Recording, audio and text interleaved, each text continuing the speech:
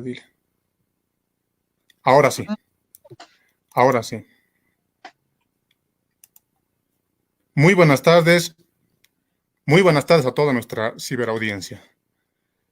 Les damos una cordial bienvenida a todos quienes se van conectando desde distintos puntos del país y del exterior. No vamos a cansarnos de agradecer a quienes estuvieron presentes el día de ayer, con una audiencia pero espectacular. Para Bolivia es un honor recibirlos a través de este medio para abordar temáticas tan importantes y de coyuntura como la liberación de fauna y su impacto en los ecosistemas. No sin antes agradecer a quienes han hecho posible la realización de este webinario, en particular agradecer a la carrera de Veterinaria y Zootecnia, dependiente de la UPEA, a la Senda Verde y a quienes apoyaron. Estamos hablando de Abosfas, Red Bull Prim, a Sara, a CEN y la Senda Verde Academy. De esta forma, vamos a dar inicio a esta sesión. Tenemos en pantallas también al director de la carrera de Medicina Veterinaria de la UPEA, así que lo vamos a ceder. Por favor, doctor Álvarez, adelante. Bueno, muy buenas tardes, Fidel, Claudio, muchas gracias nuevamente por el apoyo que nos das. Es un pequeño esfuerzo que nosotros estamos asumiendo como carrera, pertenecientes a la Universidad Pública del Alto. Un saludo de nuestro decano, de nuestra autoridad máxima, también el rector, el licenciado Freddy Medrano y el doctor Caguana, nuestro decano de área. Hacemos llegar un saludo y también, Claudio, agradecerte a ti y al otro disertante también, que es ahora el doctor Fidel, que lo va a dar. Estamos muy contentos, felices de las exposiciones. Cada día aprendemos más y creo que es bueno aprender de maestros, de buenos profesionales en el área, ¿no? Entonces te agradezco, Fidel y Claudio. Esta noche vamos a compartir experiencias tuyas y creo que nos va a servir bastante como país. Mandar un saludo a toda Bolivia que nos están escuchando de Trinidad. Hay colegas que se han conectado desde Trinidad. Un saludo a Mapiri, a los estudiantes de la sede Mapiri al norte de La Paz. Posiblemente a todos los que están conectados les hago llegar un fraterno saludo y esperemos que esta situación epidemiológica pase pronto. Esperemos muy pronto vernos para darnos un abrazo y decir que hemos podido salir adelante. Muchas gracias, Claudio, muchas gracias, Fidel. Continuemos con la exposición de hoy día. Muchas gracias. Gracias, doctor Juan. Bueno, nuestros ponentes de ayer no fueron para menos, de ninguna manera. Una vez más, agradecidos a Gustavo Aprile, a Enrique Richard, quienes colmaron toda expectativa. Para hoy tenemos a dos profesionales con el desafío de mantener, además, atentos a la ciberaudiencia. Estamos hablando de Claudio Bertonati. No voy a leer su historia de trabajo y experiencia que tiene. Con simplemente ver ese fondo, definitivamente dice mucho de usted. Así que le vamos a ceder. Bienvenido, Claudia, por favor. Adelante, tiene la pantalla, es suya. Adelante, por favor.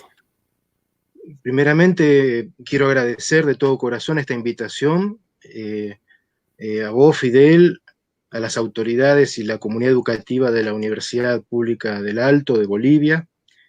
Saludar a todas las personas que nos están siguiendo desde ayer con este tema, porque es lo que le da sentido a esta actividad.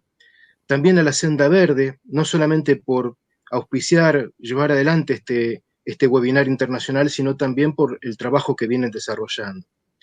Si me lo permiten, quisiera dedicar esta charla, esta presentación, al refugio, al Centro de Rescate de Fauna de Animales Silvestres Huiraoga, que está en la provincia de Misiones, al extremo noreste de la Argentina, y particularmente a sus fundadores, Jorge Anfuso y Silvia Elsegut, y todos sus colaboradores, por el trabajo que vienen desarrollando desde hace años, junto con la cogestión de la Fundación Azara y del Ministerio de Ecología de la provincia de Misiones. Así que a ellos y a todos sus colaboradores les dedico esta presentación.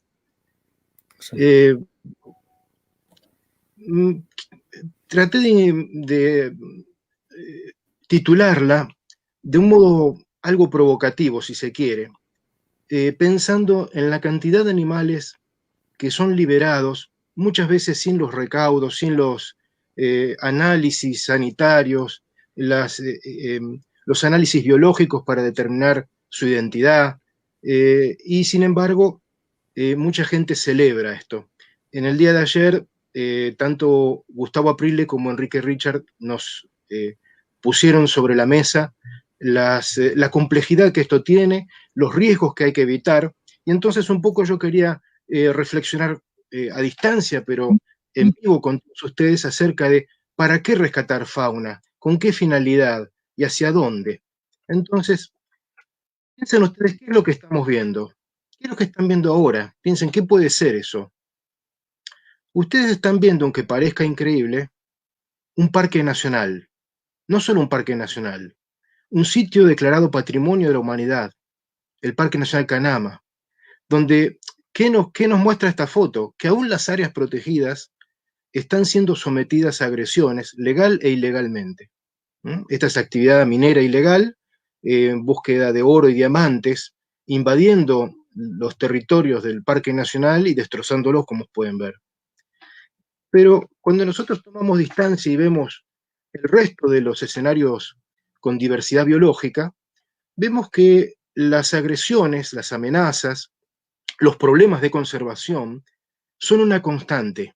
Entonces esos escenarios biodiversos, ya sea de desiertos, de pastizales, estepas, bosques, sabanas, selvas, costas, incluso los mares, están sufriendo una serie de disturbios que se traducen en la reducción de la superficie de los espacios silvestres más prístinos, el empobrecimiento de lo que queda, y no solamente quedan superficies más pequeñas y fragmentadas a modo de islas, incluso en tierra firme, sino que esas islas inconexas, a su vez, siguen sufriendo agresiones, normalmente de la mano de extractivismos, de lo que llaman falsamente industrias, pero en realidad no se trata de industrias, a uno habla de la industria maderera, se escucha, no fabrican madera, la sacan la madera de los bosques. Hablan de la industria pesquera, no fabrican, no hay industria que fabriquen peces, ¿no? Los extraen en su mayoría, son todos extraídos o de los mares o de los cursos de agua dulce. Y entonces, ¿qué estamos haciendo? Esas extracciones también se dan con la fauna y con la flora.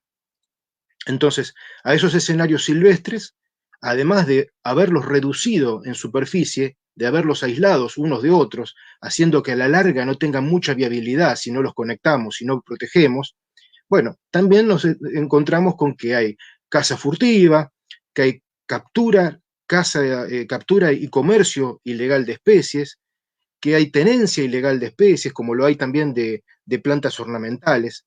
Entonces hay un conjunto de causas, como las que están enunciadas en esta pantalla, que nos llevan a lo que queremos conservar la naturaleza, a propiciar las tareas de rescate.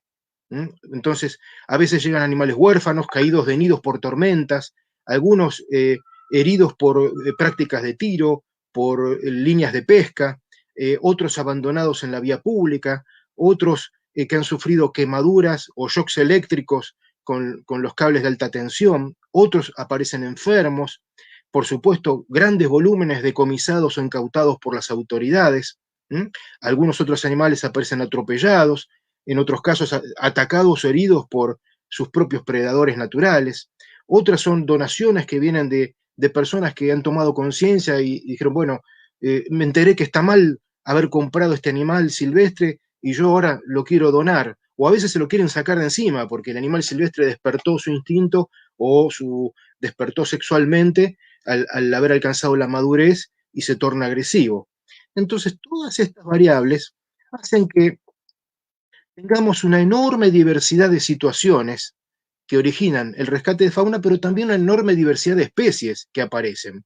Para que ustedes tengan una idea, estas son algunas nada más, de las muchas especies que por año se rescatan desde el centro Huiraoga que mencioné al principio.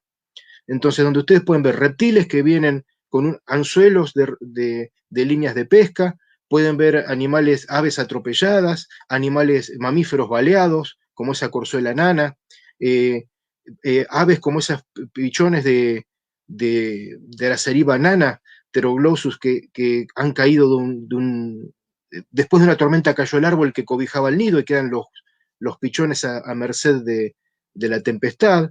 Y a veces incluso matan a los padres cazadores y quedan las crías, como ese pumita, o bien aparece un animal herido por otro animal doméstico, como un ataque de un perro, una comadreja, y cuando vamos al rescate de esa comadreja nos damos cuenta que está con crías. Bueno, voy a que hay una gran diversidad de situaciones que originan el rescate, donde ponen a prueba la capacidad operativa de cualquiera de estos lugares, donde aparecen animales que a veces es la primera vez que uno tiene contacto directo con ellos. Y entonces, ante esa diversidad de causas, hay una diversidad de consecuencias. A veces uno llega tarde al rescate, otras veces llega y el animal está muerto, u otras veces se muere al poco tiempo, a los pocos minutos u horas de haberlo rescatado. También uno se encuentra con animales que ya desde el primer momento uno tiene un pronóstico donde lo más probable es que, mejor dicho, lo más improbable es que puedan volver a la naturaleza, que es lo que todo el mundo quiere. Entonces, bueno, de todo esto, de todo este abanico de situaciones, es lo que tenemos que tener en mente para visualizar cuando hablamos de rescate de fauna, ¿qué es lo que pasa? Porque no vienen todos los animales en la misma situación. Entonces, cuando se produce un decomiso como este, por ejemplo, 300 pichones de loros habladores en la provincia de Santa Fe, ¿no? ¿Qué hacemos? ¿A dónde los llevamos? ¿Quién se hace cargo? Y estas son preguntas que no siempre nos formulamos, pero aquel que está trabajando en el terreno se enfrenta todos los días con esto. Por supuesto, la gente de bien, ¿qué pretende? Que ante una especie amenazada, como las parabas de Frente Roja de Bolivia, ¿no?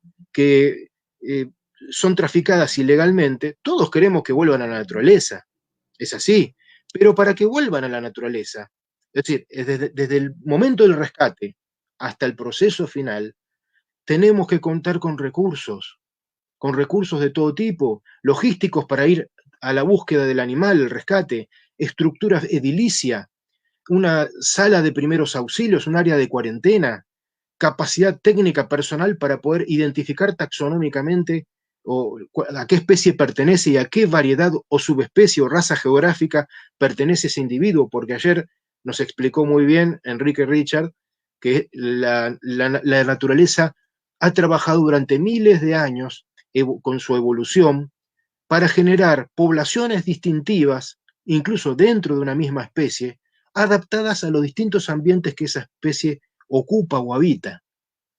Es decir, que cuando uno repasa los recursos necesarios para trabajar en el rescate y la rehabilitación, la liberación de fauna, realmente se comprende que para hacer el trabajo con seriedad se necesitan recursos serios. Entonces, ahora imaginemos que tenemos esos recursos, salimos al rescate. Nos encontramos con dos situaciones, con animales que sobreviven y animales que mueren. Cuando los animales mueren, bueno, no tenemos mucho problema en el mecanismo, es sencillo, hay que disponer de sus restos e idealmente derivarlos a museos, colecciones de instituciones dedicadas a la ciencia, a la investigación, a la educación ambiental o a la conservación de la naturaleza misma. Es decir, tratar de aprovechar la información que puede darnos ese individuo muerto, desgraciadamente, para que pueda todo ese conjunto de acciones o educativas o científicas o de conservación puedan volver a la especie y que no haya muerto en vano. Ahora, si ese animal ha sobrevivido en el rescate, ahí el proceso se complejiza, como ustedes pueden ver. Porque ¿con qué nos podemos encontrar? Bueno, que ingrese a un proceso de rehabilitación, pero que el animal no se rehabilite. Es decir, voy a señalarlo con el mouse, los animales viven, ingresan a un proceso de rehabilitación, pero no se rehabilita. Si no se rehabilita, puede ser que haya muerto, con lo cual ingresa acá al casillero negro, o que no se haya rehabilitado y tengamos que disponer de su derivación. ¿Hacia dónde? Zoológicos, centros de cría, otros lugares. Ahora, si se rehabilita, y con la palabra rehabilitación Gustavo April ayer nos explicó cuáles son los requisitos para que consideremos que el animal esté rehabilitado, es decir, que se haya recuperado física, conductalmente, que sanitariamente esté sano, conviviendo como decía Enrique, conviviendo con su cosmos, con ese ecosistema que él mismo encarna, en un estado de equilibrio, de balance. ¿Mm? Y después pensar en su liberación, que puede ser en áreas naturales protegidas como en áreas naturales no protegidas. Muy bien. Esto podríamos, es una ultrasíntesis de un proceso complejo, pero debemos preguntarnos siempre el para qué. ¿Para qué vamos a generar a poner en marcha toda esta maquinaria con todos estos recursos para salvar individuos? ¿Para liberarlos? ¿Para liberarlos por liberarlos nada más? ¿Mm? Y es acá donde quiero compartir tres dimensiones, yo las llamo dimensiones, pónganle el nombre que ustedes quieran. Tres dimensiones del trabajo. Yo puedo trabajar una escala de individuos, donde normalmente prima la compasión. ¿Y qué quiero? Salvar individuos. Pero también puede primar una escala de dimensión de especie. Yo quiero trabajar con una especie o con un grupo de especies. ¿Por qué? Porque el desvelo es la conservación de la biodiversidad. Busco salvar especies. Y la tercera dimensión es la ecosistémica. Yo quiero conservar ecosistemas porque me interesa mantener los procesos esenciales que ellos generan, que ellos hacen. ¿Para qué? Para que nos salvemos todos, desde los individuos, de todas las demás especies, todas las especies y nosotros también. Y para todo esto se necesita compasión también. O sea, no es que la compasión es exclusiva de los individuos, no, porque el que trabaja con individuos, si es una persona bien plantada en la vida y está equilibrada mentalmente, bueno, va a tener compasión por las especies, la especie a la cual pertenecen esos individuos. Y debe saber entonces que esas especies, sin sus ecosistemas silvestres, difícilmente podrían sobrevivir a largo plazo. Esto me recuerda a algo parecido a la medicina. Nosotros podemos trabajar en la donación de órganos por compasión a las personas que sufren. Y los médicos trabajan, los cirujanos van a trabajar en el trasplante con esos órganos, pensando en devolverle funcionalidad adecuada a aparatos o sistemas dentro del organismo de una persona. ¿Y el objetivo cuál es? Que la persona se salve, que la persona se salve. Entonces, yo lo que veo acá es que tenemos que trabajar y mucho para que esa sensibilidad que tenemos en una escala de individuo la podamos visualizar, exportar, ampliar a la diversidad de especies y a los ecosistemas que las cobijan, porque esa es la escala en la cual hoy se está jugando el partido de la crisis ambiental. No solamente estamos perdiendo especies, estamos perdiendo ecorregiones, ecosistemas completos. Y con ellos lo que estamos perdiendo son los bienes y servicios que brindan. Algunos, por supuesto, que nos atañen a todos nosotros. Yo, si no tomo mi jarrito con agua, si no dispongo de agua potable, bueno, ningún grupo humano se puede sostener sin agua potable. Pero el agua potable no viene de Marte ni de Neptuno.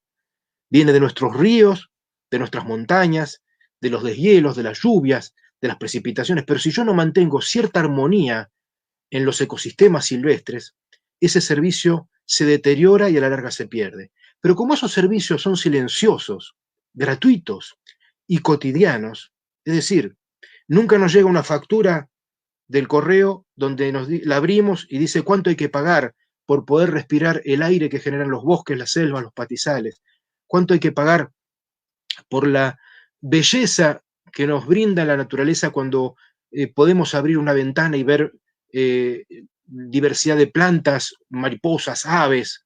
Cuando elegimos a dónde irnos de vacaciones, no buscamos una playa empetrolada, no buscamos un bosque incendiado como el que mostré hace unos minutos. Buscamos lugares que están conservados. Eso no es un detalle, un tema menor. Entonces, para que esos servicios se sostengan, hay que trabajar en conservación y a distintas dimensiones y escalas. Un poco cuando revisamos entonces el terreno de cualquiera de nuestros países, vamos a ver en general como regla que las grandes dimensiones, las grandes superficies que cubrían a principios del siglo XX nuestros territorios, las hemos fragmentado, las hemos derribado, las hemos contaminado, las hemos empobrecido. Hemos generado islas en tierra firme, muchas veces inconexas entre sí. Y como si fuera poco, a lo que queda en pie, lo cazamos, lo desmontamos, lo contaminamos, traficamos. Entonces, obviamente, para hacer frente a esta crisis ambiental, los países, todos los países, suelen tener dos grandes grupos de instituciones en áreas de trabajo. Las instituciones de conservación in situ, es decir, en el terreno, como las áreas naturales protegidas, los parques nacionales, los parques del Estado, los parques privados, las reservas de entidades no gubernamentales o sin fines de lucro. Es decir, hay un compendio de instituciones públicas y privadas que apuestan a lo que considero que es la caballería de la conservación de la naturaleza, que es la creación de áreas naturales protegidas y a lo que hay que adosarle no solo la instrumentación de esas áreas protegidas, dotándolas de presupuesto, de planes de manejo, de personal, y cuando hablo de personal no me refiero a los guardaparques nada más, guardaparques, investigadores, docentes, educadores, guías, personal de maestranza, de mantenimiento, o sea, es como una pequeña ciudad, un área protegida, pero que al mismo tiempo necesita estar vinculada con las otras áreas protegidas a través de los corredores biológicos, porque sabemos que esas áreas protegidas aumentan su eficiencia, su eficacia, cuando están conectadas entre sí, no cuando funcionan como islas, porque las poblaciones de distintas especies necesitan mantener ese flujo, ese intercambio genético de un área a otra para tener poblaciones viables, para luchar contra la endogamia.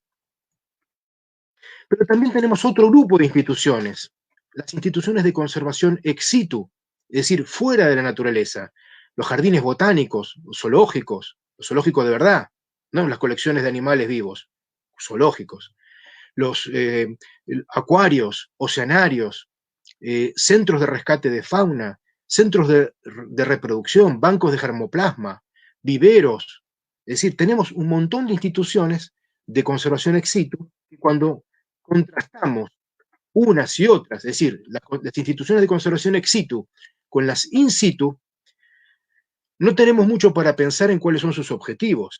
Todas ellas, sin distinción, para merecer el título de instituciones al servicio de la conservación, tienen que tener programas y proyectos de conservación, de educación, de investigación, de bienestar de los seres vivos que contienen, ya sean hongos, animales o plantas, de resguardo para su patrimonio cultural, que muchas veces no es tenido en cuenta adecuadamente, muchos parques nacionales que contienen sitios arqueológicos, sitios de valor antropológico, sitios históricos, prácticamente los ningunean, olvidan que tienen esos tesoros ahí adentro, y todo el trabajo parece ser biologicista.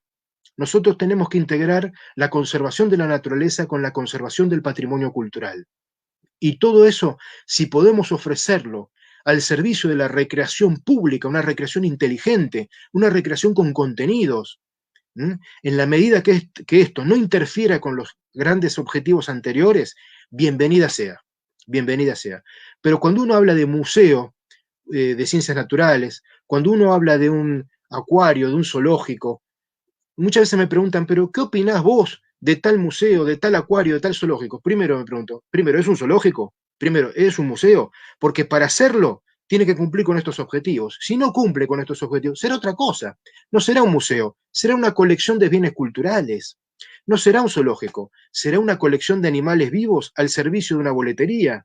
No será un jardín botánico, será un parque muy diverso. Pero si no hace conservación, educación, investigación, mantiene su plantel, su población con sanidad, y no se dedica a todo esto, bueno, será otra cosa. Un hospital que no cura no es un hospital, será un rejuntadero de enfermos.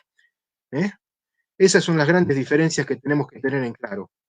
Entonces, cuando nos encontramos con estos panoramas en nuestros territorios, nos podemos formular unas cuantas preguntas. ¿Qué hacemos? ¿Qué hacemos acá?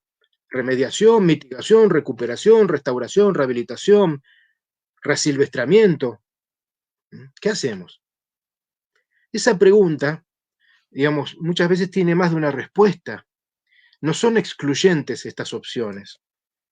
Cuando uno se encuentra con un patrimonio cultural que fue degradado y quiere conservarlo, inmediatamente lo primero que tiene que hacer es estudiarlo, conocerlo. ¿Para qué? Para comprender cómo era originalmente, para entender de qué estamos hablando, cuáles eran sus funciones, cuál era su diversidad, qué pasaba ahí adentro. Distintos ecosistemas son como distintos escenarios arqueológicos. Cuando los recorremos, no siempre lo que estamos viendo nos permite interpretar qué era lo que hubo originalmente. Muchas personas que van manejando por la ruta y ven al costado del camino campos de cultivos, creen que esos campos de cultivos son desde tiempos milenarios. No se les ocurre imaginar o pensar qué hubo antes de ese cultivo.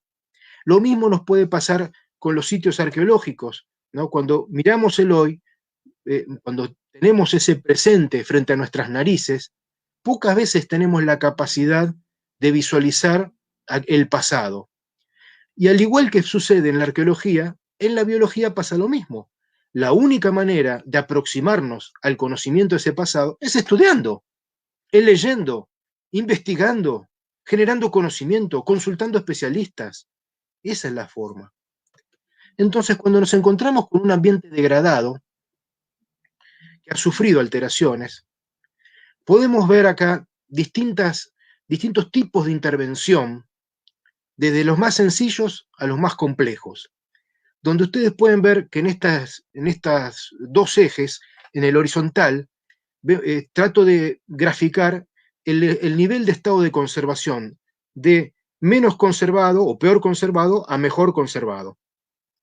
Y en el otro eje vertical, la funcionalidad, es decir, un ambiente cuanto más degradado está, menos funciones va a cumplir, menos capacidad va a tener de brindar bienes y servicios, van a ser ambientes menos diversos. Entonces si hay menos diversidad biológica, yo voy a tener menos oferta de plantas medicinales, menor oferta de diversidad de maderas para distintos tipos de uso, voy a tener menor diversidad de opciones de plantas comestibles por sus semillas o frutos o sus hojas, voy a tener menos diversidad de fauna, ya sea peces para su consumo o animales por su carne o lo que fuera. Pero además de esos bienes están los servicios. Es decir, si yo tengo un área muy degradada, es decir, ubicada en este ángulo, donde está la palabra remediación por ahí abajo, yo no me voy a encontrar con un área silvestre capaz de mantener la regulación hídrica, de estabilizar el clima, de generar oxígeno, de producir fauna, de mantener suelos fértiles. No, es ridículo. Un área arrasada no genera nada de todo lo que estoy diciendo. Entonces, cuando nos encontramos con un área deteriorada, uno puede imaginar intervenciones desde muy sencillas a muy complejas. Las sencillas, ¿cuáles pueden ser? Bueno, una es la que se usa mucho en evaluaciones de impacto ambiental, se utiliza mucho la palabra remediación. Siempre en las evaluaciones de impacto ambiental, ¿qué se pretende con una evaluación o un estudio de impacto ambiental? Predecir todo lo bueno y todo lo malo que va a pasar. Cuando predecimos cuáles van a ser esos impactos negativos, nos preguntamos si van a ser reversibles o irreversibles, si son evitables o inevitables, si van a ser producidos a una escala pequeña o una escala muy grande, si son inevitables, si yo puedo tomar medidas de compensación para, así como le genera un daño al ambiente, devolverle con una ayuda. Y también puedo pensar en que los impactos positivos merecen potenciarse. Muchas veces uno se detiene en todo lo negativo, pero no guarda, cuidado, porque con los impactos positivos hay mucho para hacer también. Hay que aprovecharlos para potenciarlos en su máxima en máxima dimensión. Entonces, cuando nos enfrentamos con un área degradada, a veces las medidas son de limpieza prácticamente. Hay un derrame de un hidrocarburo y se habla de una remediación, de ir a limpiar ese lugar. Lo limpian y se retiran. En otros casos se habla de medidas de mitigación, que a qué apuntan: a detener el daño que está avanzando, a detener la amenaza o atenuarla. Ahora, cuando ya nos enfrentamos con áreas de cierta superficie y con daños más severos, los planteos son otros, son a otra escala. Yo diría las 3 escalas más significativas. ¿A qué vamos a apuntar? Porque acá es lo que, si nosotros queremos, tenemos una mirada antropocentrista, y decimos, no, este ambiente que estaba un poco degradado y ahora está degradado del todo, yo lo que quiero devolverle es fertilidad nada más, porque me interesa seguir cultivándolo. Entonces, en ese caso se hablará de una recuperación o reclamación para devolverle una funcionalidad, no todas las funcionalidades de un ecosistema, sino algunas que le convienen a las personas que van a llevar adelante esta tarea. En otros casos no. Dice, bueno, no, este es un área que nosotros queremos devolverle la función de protección de la cuenca hídrica. No nos interesa acá mucho recuperar toda la diversidad, queremos recuperar la estructura del ecosistema para que funcionalmente cumpla con esta misión, con este servicio ambiental. Hasta ahí, se limita a eso. Ahora, si nosotros queremos rehabilitar un ecosistema degradado para devolverle gran parte, no solamente su estructura, cuando hablo de la estructura es el paisaje que estoy pensando alcanzar es el que se parece al original, porque el anterior, el de la recuperación, normalmente no se parece a lo que hubo originalmente. No solo no se parece, no suele ser autosustentable o autosostenible, no se va a cuidar solo, a mantener solo. En cambio, si yo estoy planteando que un ambiente degradado le quiero devolver la estructura, el aspecto que tuvo originalmente, pero además del aspecto, gran parte de su diversidad, para que me devuelva algunas funciones por lo menos, y sea autosostenible, yo voy a tener que hacer una rehabilitación. Voy a tener que rehabilitarlo, como cuando una persona la atropella un auto y le quiebra una o 2 piernas, esa persona para poder volver a caminar va a tener que hacer una rehabilitación.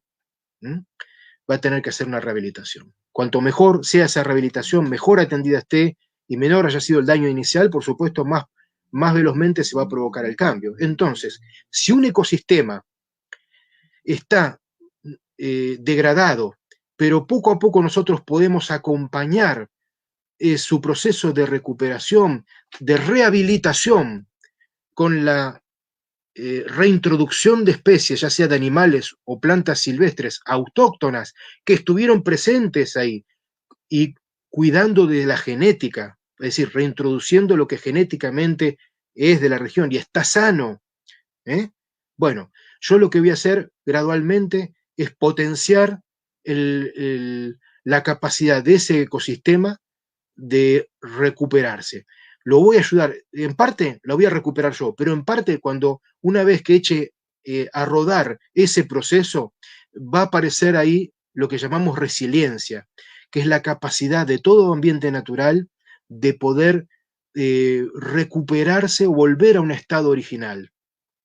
Por supuesto, cuanto más sano, menos deteriorado está un ecosistema, más capacidad de resiliencia tiene, como una persona.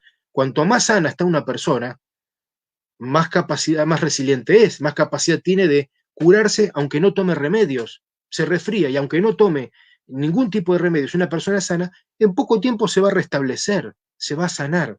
Lo mismo le pasa a los ecosistemas. Todos sabemos que los ecosistemas son dinámicos, no son estáticos.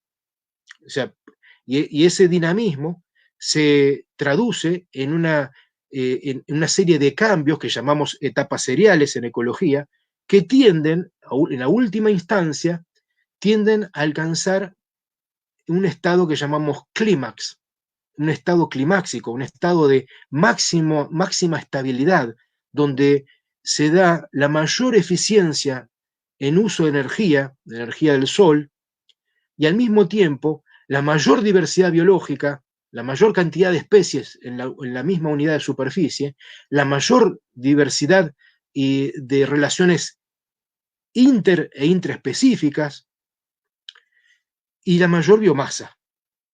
Entonces, si nosotros lo que pretendemos es a un ambiente que hemos rehabilitado, lo queremos restaurar, es decir, queremos devolverle la estructura completa con el elenco que hasta donde conocemos fue el elenco o el conjunto de especies que hubo originalmente. Cuando hablo originalmente no hablo de tiempos de la prehistoria, sino tiempos históricos, ¿no? Bueno, ahí le estaremos devolviendo no solamente el carácter de autosostenible, sino también la capacidad de seguir brindando esos bienes y servicios que alguna vez perdió o deterioró. Por supuesto, yo creo que alcanzar en cualquier proceso de restauración humana, alcanzar el nivel de desarrollo y armonía que a la naturaleza le llevó siglos, milenios, para alcanzar un estado de clímax, y realmente es muy difícil. Pero siempre hay que pensar, hay que tener en mente cuál es el ideal, ¿no? Y para bajar la vara siempre tenemos tiempo, hay que mantener la vara alta, hay que tener la visión amplia, generosa, pensando, para achicarse siempre hay tiempo, hay que pensar un poco a lo grande y a una escala que es la que define el partido, pienso yo. O sea, si tenemos pocos recursos en conservación, hay que apostar en esos recursos a los grandes, a salvar las grandes ecorregiones amenazadas. Ahí es donde tenemos las batallas que definen la guerra. Vamos a ver ahora un par de casos, ¿no? En este caso es un caso de rehabilitación, o también podría ser recuperación según cómo se mire. Es decir, estamos frente a un lugar, un escenario en el norte en el norte de Australia, frente a Indonesia, las costas de Indonesia, donde hasta hace unos 2400, 1500 años había un bosque, sobre todo en las laderas de los cordones montañosos, y en los valles turberas. Hacia 1985, los estudios y relevamientos de campo se encontraron con incendios que habían prácticamente hecho desaparecer esos bosques y compactado, desecado los bordes de ese humedal, de esas turberas. Por lo tanto, las quebradas, las laderas de esas montañas que alguna vez tuvieron bosques, empezaron a padecer erosión, y esa erosión, tanto eólica como hídrica, ¿no? ¿Qué hizo? Que el agua, ante las precipitaciones, el agua escurriera sin capacidad de retención, inundando y deteriorando aún más ese proceso. Para 1992, el escenario era el que ustedes ven en la foto de la izquierda, con algunas intervenciones que entiendo son clausuras, es decir, impedir que la ganadería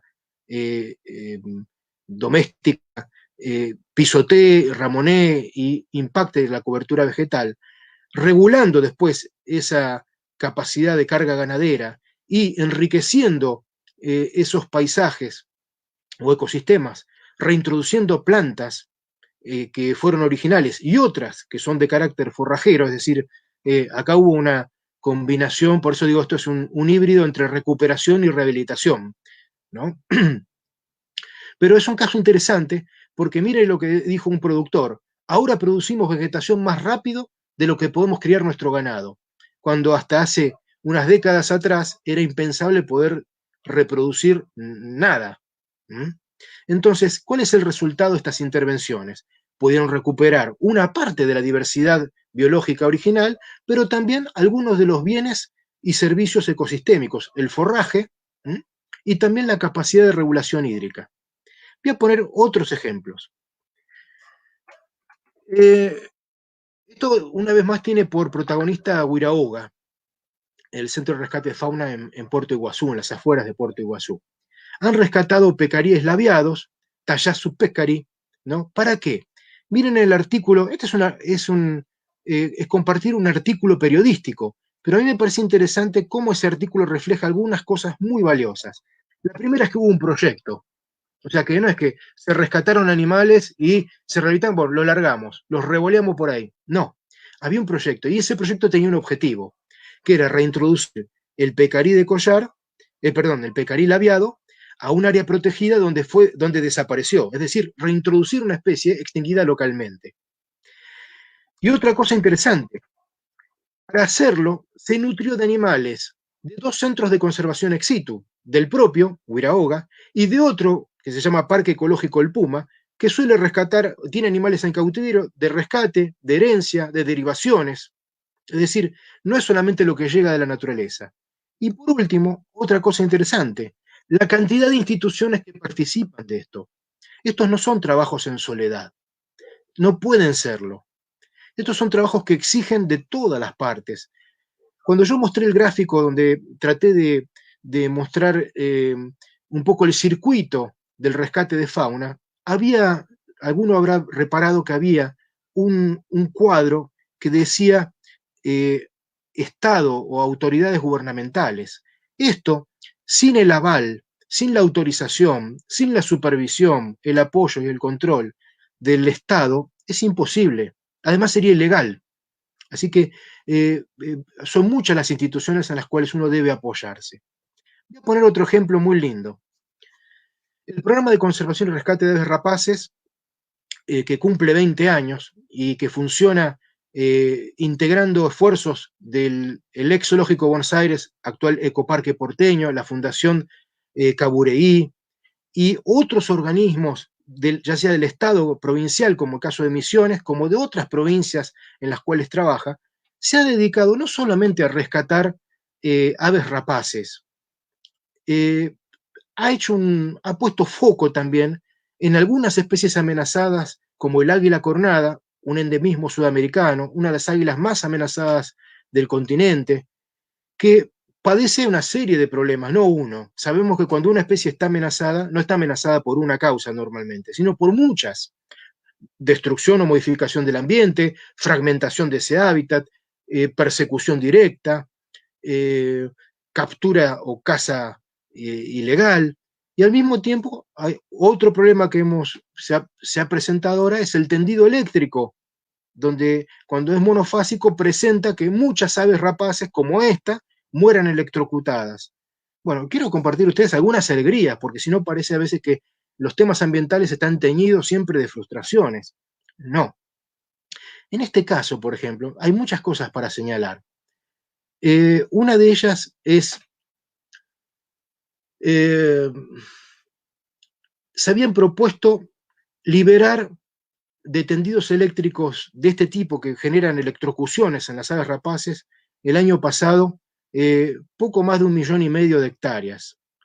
Un año después ya llevan 6 millones de hectáreas libres de estos tendidos que electrocutan aves rapaces. Es un logro para celebrar.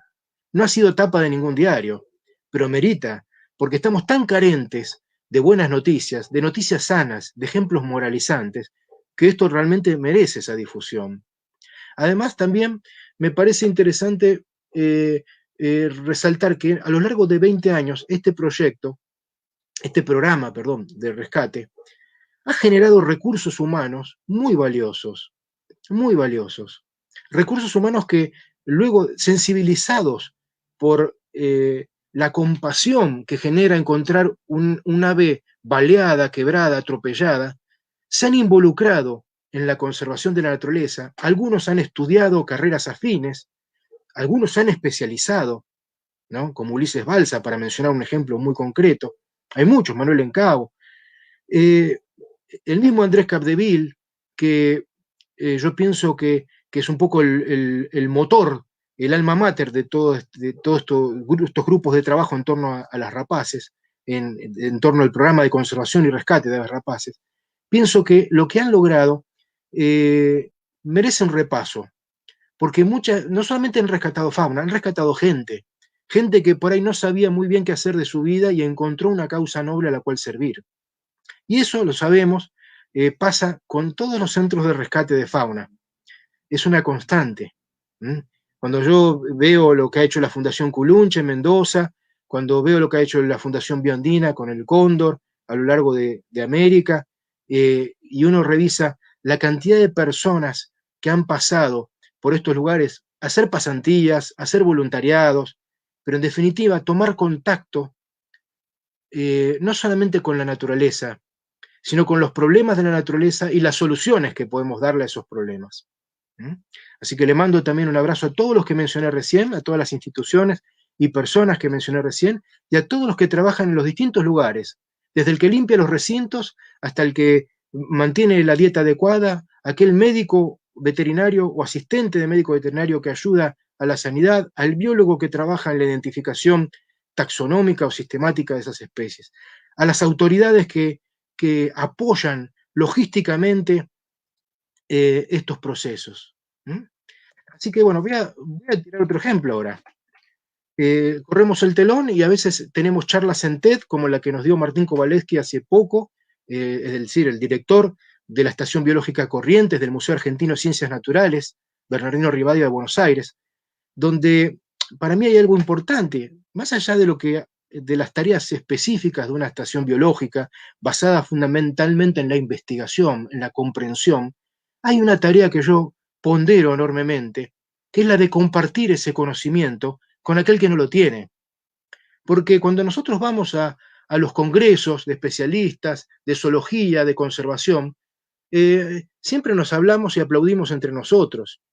Y nos contamos las cosas que de alguna manera o ya las sabemos, o las podemos deducir, o las podemos leer más tarde en los papers, en los trabajos científicos.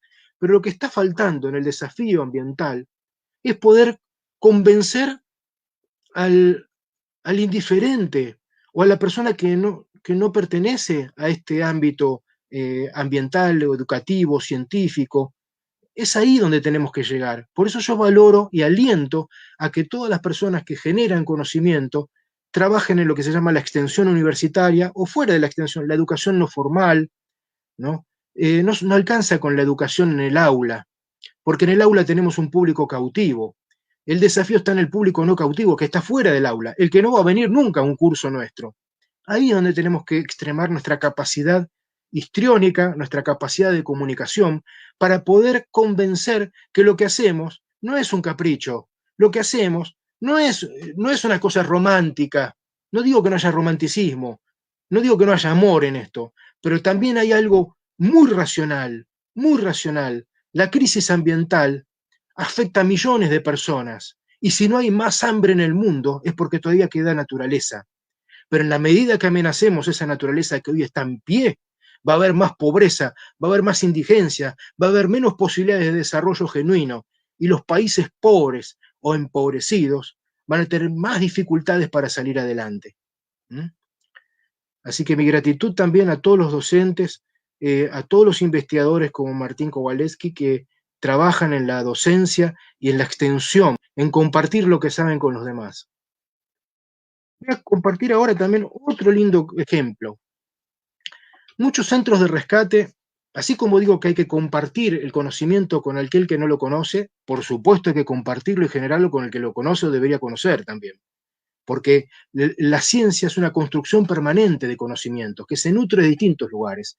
Muchas veces en esos centros de rescate de fauna llega lo que podríamos decir material de estudio, es decir, individuos vivos o muertos que son portadores de una potencial fuente de información y de generación de conocimiento. Entonces, en la medida que podamos pasar en limpio esas experiencias para que no queden en anécdotas, para que queden plasmadas en un método que compile, por ejemplo, en este caso, los animales atropellados en la vecindad de donde opera uno de estos centros de rescate, Huiraoga, una vez más, ¿no? Pero no solamente generar conocimiento para publicar un paper y crecer académicamente. Está bien crecer académicamente, está bien publicar para eso también, pero hay un objetivo que puede acompañar esto sin rivalizar. ¿Cuál es ese objetivo? Tratar de generar publicaciones que además del diagnóstico presenten propuestas, medidas de conservación. Por eso este trabajo no solamente trae el raconto de todos los animales atropellados en X periodo de tiempo, sino que también trae una serie de propuestas para atacar o enfrentar o atenuar el daño que ocasiona las rutas, los caminos, sobre todo cuando atraviesan áreas protegidas como el Parque Nacional Iguazú. ¿Mm?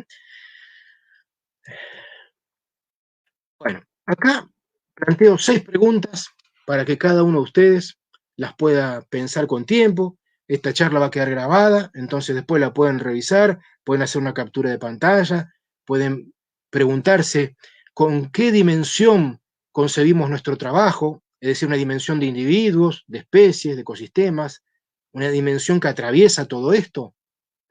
¿Cómo integramos esa dimensión con las necesidades de la naturaleza, con los ecosistemas degradados?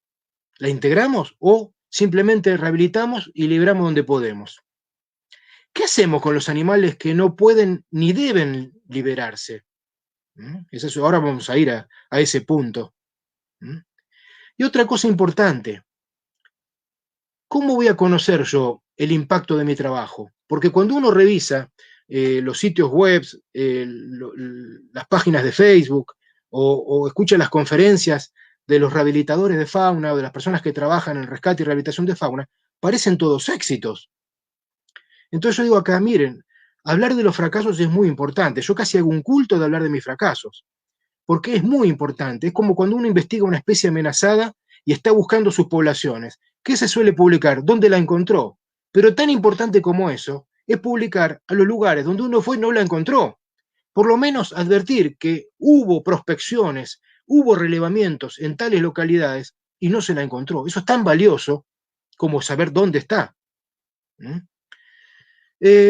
La otra pregunta que nos podemos formular es si concebimos nuestro trabajo no como el llanero solitario, sino como el llanero acompañado, no solamente con el indio toro, sino con un montón de compañeros de ruta, ¿quiénes son? ¿Y cuál va a ser el rol de cada uno? ¿Cómo articulamos esos esfuerzos? ¿Cómo podemos lograr que ganemos todos?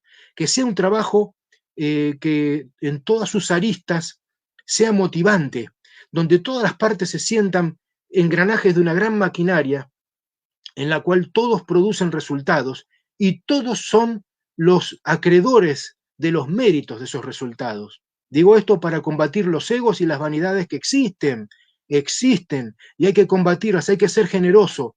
Entonces, en esa generosidad yo digo, no olvidar todo ese circuito, desde dónde apareció, cómo me noticié que apareció ese animal que voy a rescatar, hasta el último momento el último momento no es cuando lo liberé, el último momento es cuando lo liberé, cuando estudié qué pasó después con ese animal. Mucho tiempo después, ¿qué pasó? ¿Cuál fue el resultado final? ¿Contribuyó a rehabilitar un ecosistema? ¿Contribuyó a reforzar una población que estaba extinguida o que se estaba mermando, que estaba en estado dramático? Y cuando me llega el momento de dar la charla, agradecer a todo ese circuito de protagonistas, ¿no? Que muchas veces incluye a héroes anónimos, a gente en los primeros pasos, gente que probablemente nunca estudió biología, ni medicina veterinaria, ni ninguna carrera afín. Lo que tuvo fue compasión, se compadeció de la situación. Y lo que es bueno es mostrarle a esa persona cómo su compasión se pudo derramar, ampliar hacia las escalas de las especies y de los ecosistemas. Entonces yo acá me voy a plantear finalmente a quién le voy a contar todo esto, ¿no? ¿Desde dónde y cómo? Porque si nosotros no contamos, no explicamos todo el sentido de este trabajo, el sentido de este esfuerzo, el sentido de esta inversión que hay que hacer, porque mucha gente podría preguntarse, ¿por qué en países tan pobres como los nuestros, los latinoamericanos, los asiáticos y los africanos, por qué debemos invertir dinero en áreas protegidas? ¿Por qué debemos invertir dinero en museos de historia natural o de ciencias naturales? ¿Por qué debemos tener centros de rescate de fauna, habiendo tanta gente que padece la pobreza y padece del hambre? ¡Hambre! Donde no tienen opciones de vida. ¿Por qué? Bueno, yo por lo menos sé cuántos pobres hay en mi país y sé cuántos de esos pobres son indigentes y tengo bastante en claro, o trato de tener bastante en claro, que trabajo también para esos pobres e indigentes, porque si yo ayudo a restaurar y rehabilitar ecosistemas, estoy ayudando a que esa gente pueda tener más recursos a donde echar mano, que pueda calentarse con la madera de los bosques si no tiene gas, que pueda ir a pescar si no tiene comida, que pueda tomar agua potable y no podrida. Entonces, cuando nosotros trabajamos en conservación, con esa conciencia, con esa mirada, estamos contribuyendo al auténtico desarrollo de nuestros países, de nuestros pueblos. Nosotros, de alguna manera, encarnamos la mirada que no tienen los economistas muchas veces, la mirada del uso respetuoso de la naturaleza, sabiendo que tiene límites, que existen límites para nuestro mundo. Hasta el universo se cree que tiene límites. Entonces, nosotros tenemos que ser respetuosos de esos límites, aceptando la capacidad de carga, ¿no? Esto desafía todo, de alguna manera, toda la inercia que arrastramos, una inercia cultural, una inercia religiosa, donde parece que el creced y multiplicaos alegremente fuera un mandato bíblico, pero yo digo, ojo con ese mandato bíblico, porque la tierra es finita, los recursos para sostener a la humanidad son finitos, no son infinitos. Muy bien. Toda esta teoría es muy linda, ¿no? Ahora, cuando salimos al campo de la práctica, nos encontramos con esto. Pongo esta noticia que es de este año, de febrero de este año, para que un poco como un baño de realismo. Todo esto es muy lindo, pero ¿con qué nos encontramos? Ya arranco con el título y veo liberación masiva. Ya cuando leo liberación masiva, me genera mucha inquietud, preocupación. Y cuando en la foto veo nada más que fuerzas de seguridad, me genera dos cosas. Primero es gratitud a esas personas que se han involucrado. Lo segundo es una preocupación crítica. No veo ahí representantes de instituciones vinculadas a las ciencias naturales. No veo ahí ninguna persona con uniforme de médico veterinario. No veo ninguna persona ahí con un delantal o algo que le identifique como de algún grupo de conservación, una institución de un museo, de un zoológico. Y entonces cuando leo la nota y veo algunos detalles, como por ejemplo, que se contó con la presencia de Jenny Carrillo, la señorita Miss Earth Colombia 2019-2020, no es que tenga algo contra la belleza, me gustan las chicas, pero cuando veo esto que se contó con la presencia como si hubiera habido el Premio Nobel de Biología, y la verdad es que me genera, no sé si reírme o llorar. Cuando sigo leyendo más adelante y dice que fueron llevados a lo más parecido a sus hábitats naturales, bueno, me genera inquietud.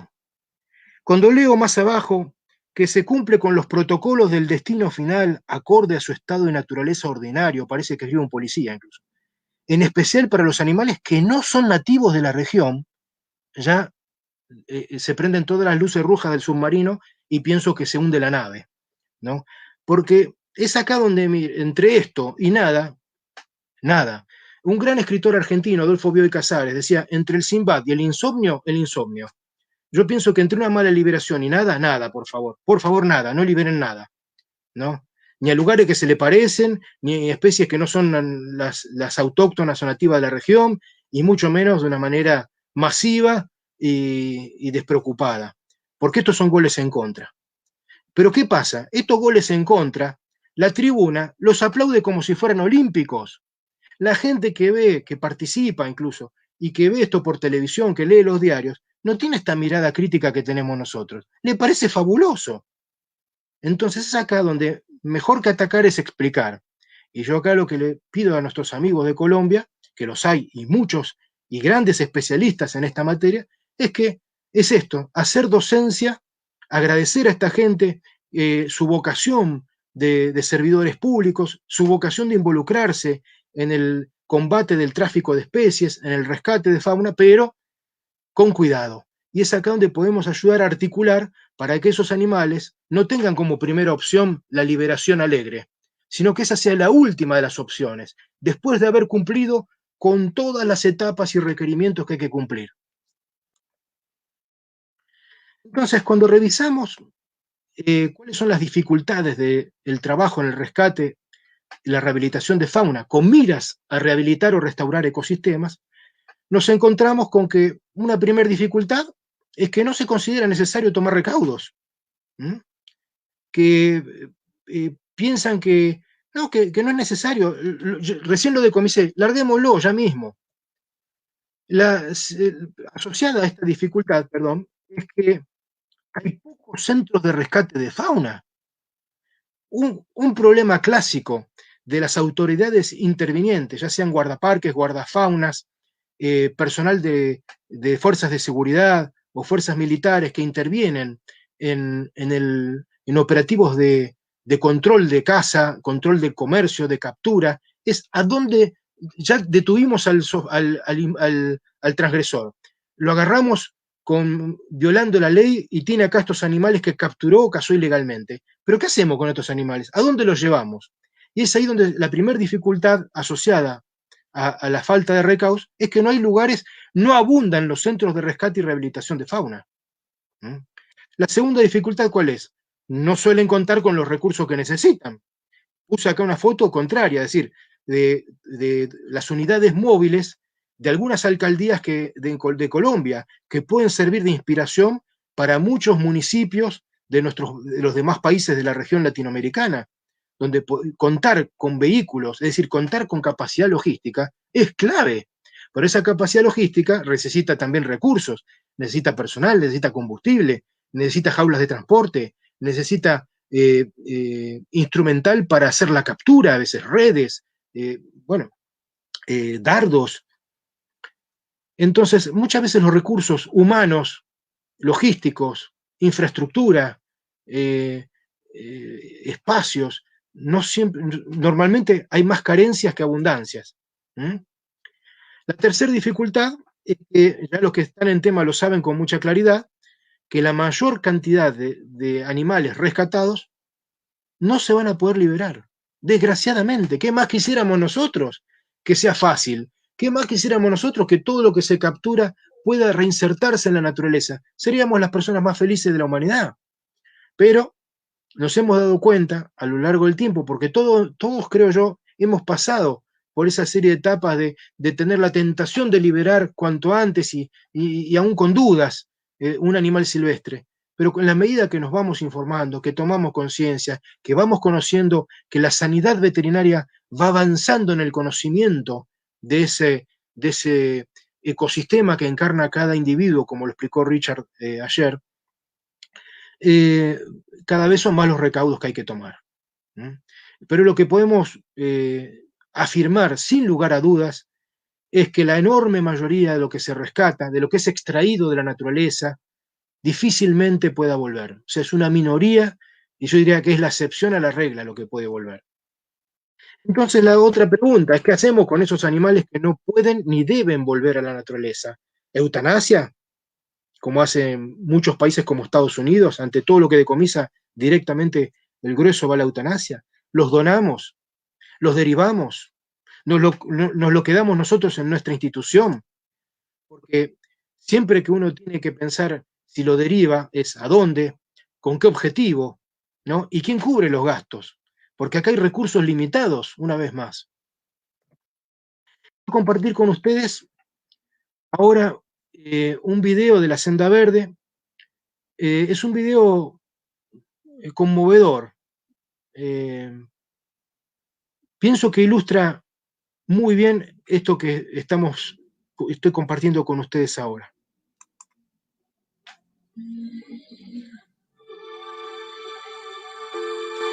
Yo soy Ajayu y esta es mi historia. Yo era un oso no feliz, me encantaba caminar con mi madre.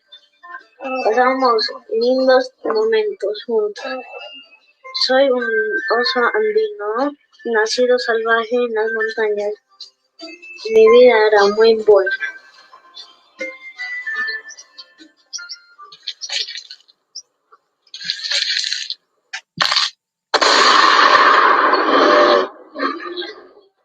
Soy un sobreviviente del tráfico de la vida silvestre. Los humanos me capturaron y me dejaron solo en una aldea humana. Extrañaba a mi mamá. Pero un día escapé. Ese fue el peor día de mi vida. Me lastimaron. Mis ojos no podía ver. Mi nariz fue muy doloroso. Estaba tan asustado, solo quería estar con mi mamá. Tanta gente rodeándome, ¿por qué me lastimaron?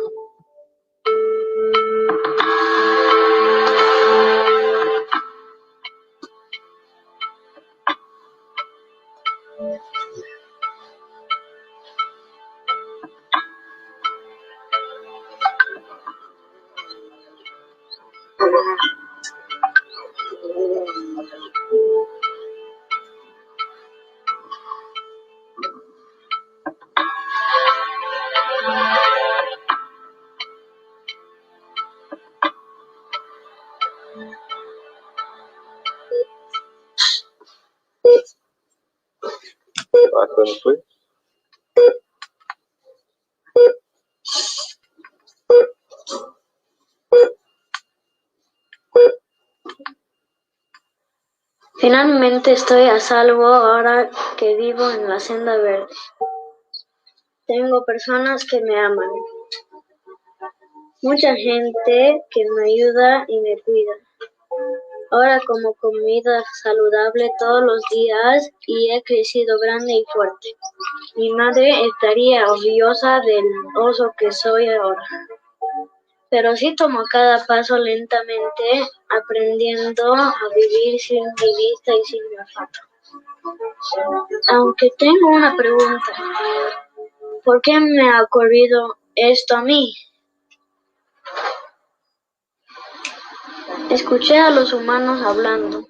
Dicen que cada año diferentes animales son arrancados de sus madres y sacados de la naturaleza. El problema está empeorando. Solo 1 de cada 10 logramos sobrevivir. Pero qué vida tenemos abusados, solos y asustados. Algunos de nosotros tenemos suerte y somos rescatados. Se nos enseña a recuperar la confianza y a tener una vida más feliz, pero no para la mayoría. No somos mascotas, no somos juguetes, no debemos ser comprados ni vendidos. Somos animales salvajes y nacimos para ser libres. Yo soy Ahayu y esta es mi historia.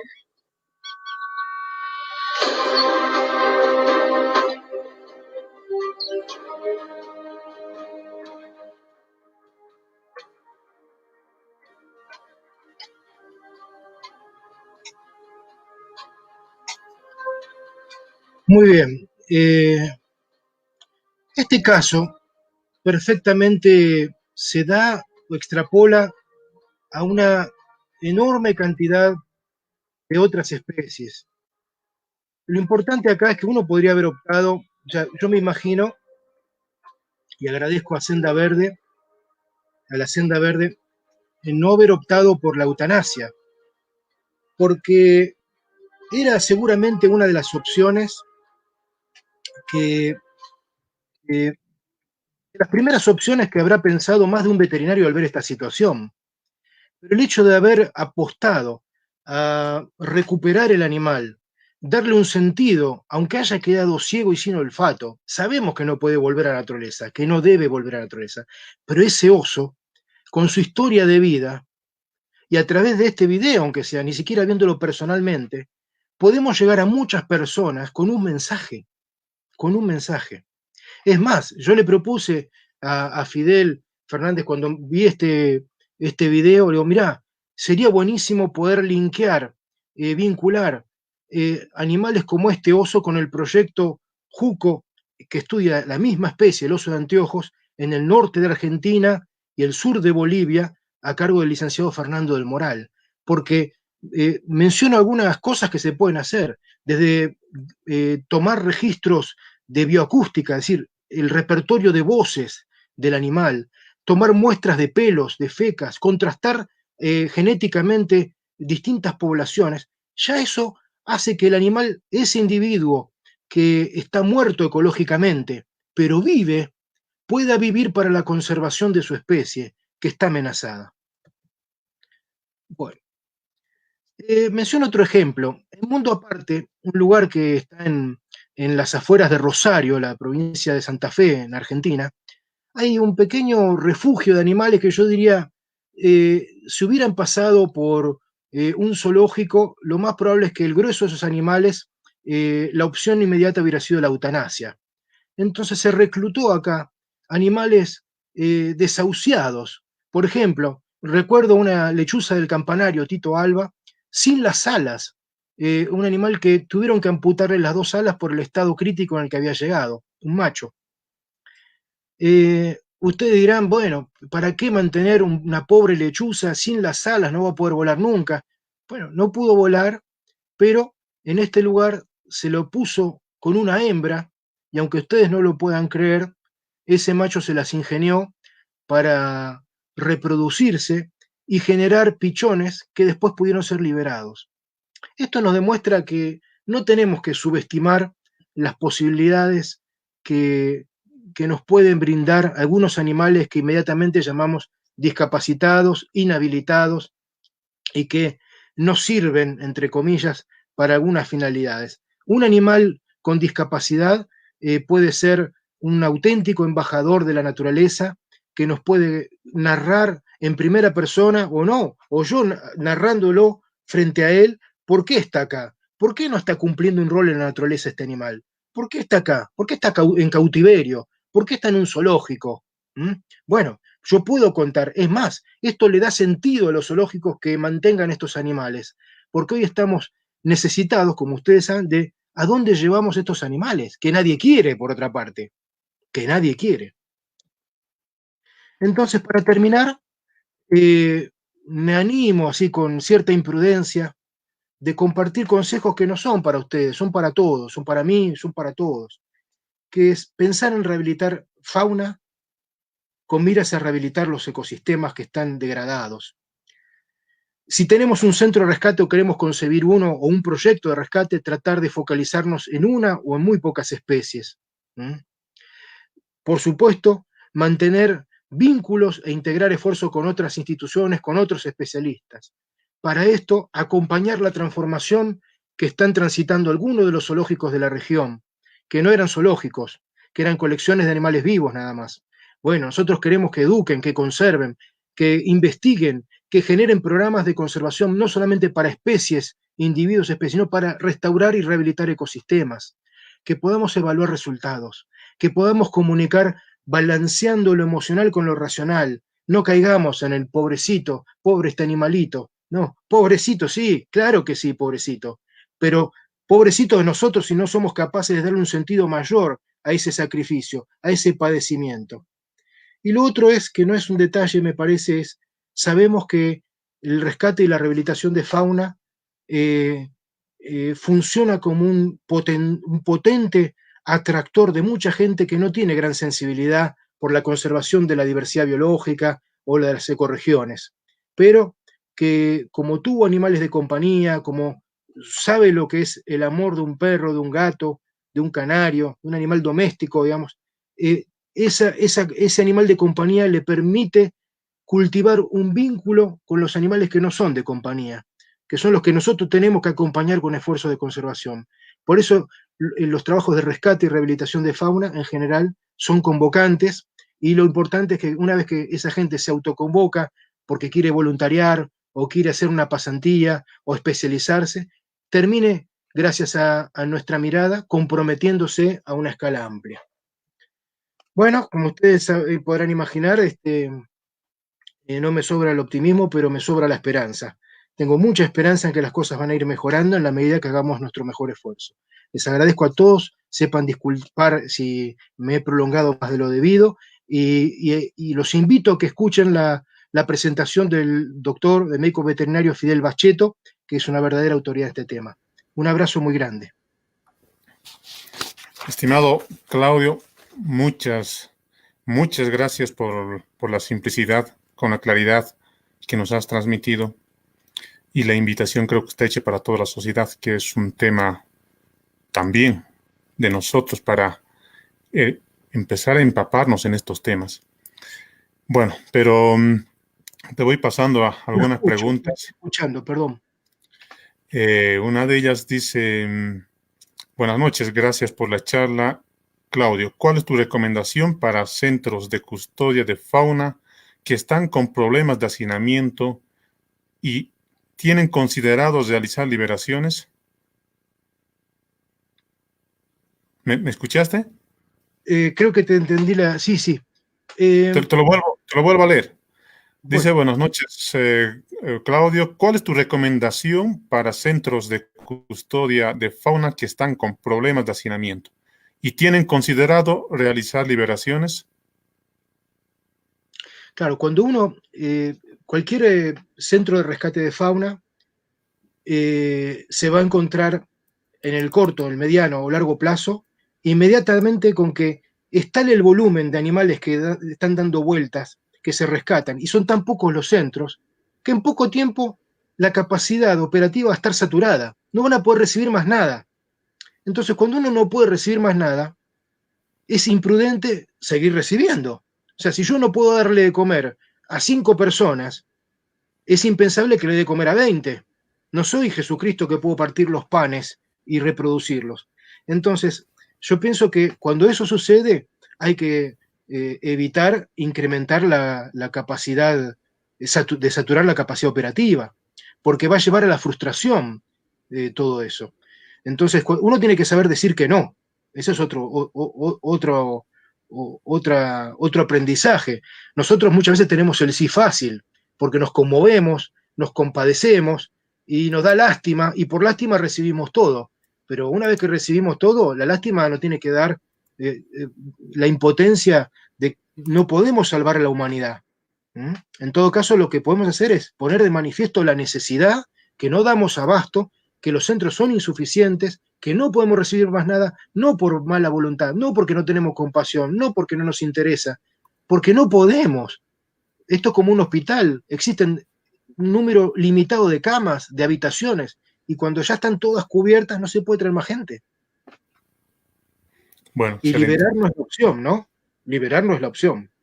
Se libera solamente lo que tiene, lo que cumple con todos los requisitos que se enunciaron en las conferencias anteriores.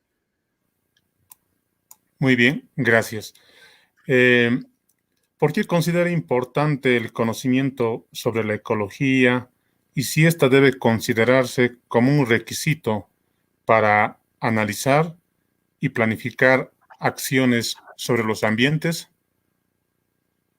A ver, por la biología hace 150 años no existía como tal, como ciencia propia, autónoma.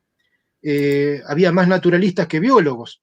Hoy nos encontramos con que la biología incluso se ha diversificado en especialidades, y una de ellas es la biología de la conservación. Yo pienso que trabajar en un centro de rescate o rehabilitación de fauna con el horizonte o la mirada puesta en la rehabilitación o restauración de ecosistemas exige la participación de ecólogos o biólogos de la conservación. Muy bien.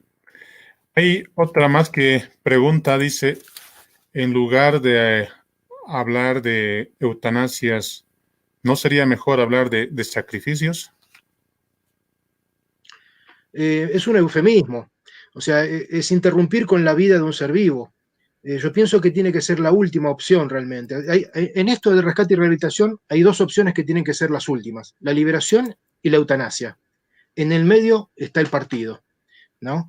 Y aún con animales que uno piensa, no va, es un sufrimiento y no sé si se va a recuperar, yo pienso que en caso de duda siempre hay que optar por la vida de ese animal. Y ya lo saben quienes han trabajado, se lleva uno muchas sorpresas gratas, ¿no? Muy bien. Y bien, sí, muchos de los comentarios son más de agradecimiento, de felicitación. Excelente Claro, la exposición, excelente charla. Claudio, muchas gracias. al contrario. Le agradezco a todos los que nos han acompañado y espero que puedan disfrutar ahora del aprendizaje que vamos a involucrarnos con Fidel Bacheto. Muy bien, muy bien. Mira, Claudio, no nos queda más que que agradecerte primero por No, habernos aceptado y fue así de rápido. placer. Y bueno, eso creo que queda definitivamente, no nos requirió de mayor organización, así que te damos las gracias y alguna vez creo que ya habíamos hablado de esto. Fidel, Ojalá, te mando ojalá un un día abrazo pueda muy dar la grande. oportunidad de que pueda estar en Bolivia y seguro tendrás Ojalá. allá una escuela, lo digo así en ese sentido y en el buen sentido de la palabra, a la senda verde, para que realmente puedas también acompañarnos y compartir estos conocimientos de cerca. No, es recíproco, así que estamos aprendiendo todos y es bueno saber que no estamos solos, que aunque estemos lejos físicamente, siempre estamos pendientes unos de otros y celebrando los resultados de la conservación como parte de un mismo equipo, que tenemos toda la misma camiseta, así que yo celebro todos los logros que vienen desarrollando y también le agradezco a la universidad particularmente que se haya involucrado, que nos haya permitido tener este espacio, porque las universidades siguen siendo esas instituciones que pueden orientar los destinos de los países. Muchas veces los presidentes, los ministros, toman decisiones sin consultar a los que más saben. Y pienso que entre los que más saben están los docentes de las universidades, están los referentes de las instituciones científicas, y bueno, desde las ONGs, desde las entidades de bien público, podemos acompañar, pero el proceso, la primera opción debería ser ahí, buscar en las instituciones que tienen los mismos estados, eh, formando recursos humanos para que nos vaya mejor. Muchas gracias. Te Muy mando un bien, abrazo pero muy grande. no te voy a despedir sin antes leer esta otra pregunta que nos acaba de llegar, que dice, Bueno, respecto de las especies exóticas, castores en el sur de la Argentina y sí. Chile, y desde hace unos días atrás, en la provincia de Córdoba, tenemos otra especie invasora, como es el chancho jabalí. ¿Cómo compensamos estos desastres que están produciendo estas especies en los ecosistemas? Bueno, como es para otra charla, lo que les puedo recomendar es, hace poco grabamos un documental que se llama La amenaza silenciosa. En YouTube lo pueden encontrar con facilidad, La amenaza silenciosa. Es un documental de 1 hora aproximadamente que aborda este problema de las especies invasoras, particularmente en Argentina, pero se repiten en casi todo el mundo, desgraciadamente, donde sabemos que esos impactos no solamente atentan contra la supervivencia de otras especies, también contra la salud pública, contra las economías regionales, y la solución no es fácil. Primero hay que trabajar mucho en prevención para evitar que lleguen nuevas especies invasoras de plantas, de hongos y de animales. Y lo segundo es tratar de ejercer controles en lo que ya está. Erradicar es muy difícil, pero por lo menos evitemos que se expandan y en la medida que podamos acotar esas poblaciones que invaden y que extinguen otras especies, eh, poder controlarlas, ejercer un control. El control implica, si son plantas, el corte, la extracción, y si son animales, implica la muerte, desgraciadamente. ¿No? Muchos se preguntarán, pero ¿cómo esta persona que está proponiendo el rescate de fauna silvestre está a favor de que maten animales invasores? Y miren, esos animales invasores operan como un virus, como un cáncer, que va enfermando y matando a muchos no seres vivos, ecosistemas. Entonces yo tengo que elegir el mal menor y tengo que ser inteligente. ¿Mm? Muy bien, muy bien. Con eso damos por concluido, Claudia, una vez más. Muchas Agradecimientos gracias. mil, un abrazo a la distancia. Muchas gracias, Claudio. Un abrazo muy grande, fraterno, para vos, para todos los amigos de Bolivia y del resto de Latinoamérica que nos están siguiendo, desde Colombia, ¿no? Desde Perú, Ecuador, desde Chile, desde Uruguay, desde Paraguay, alguno que otro de Brasil me dijo. Así que les mando un abrazo a todos, esperando que nos vaya mejor. También a los amigos de Mesoamérica. Excelente, excelente, Claudio. Un abrazo hasta cualquier rato. Nos Igualmente. vemos.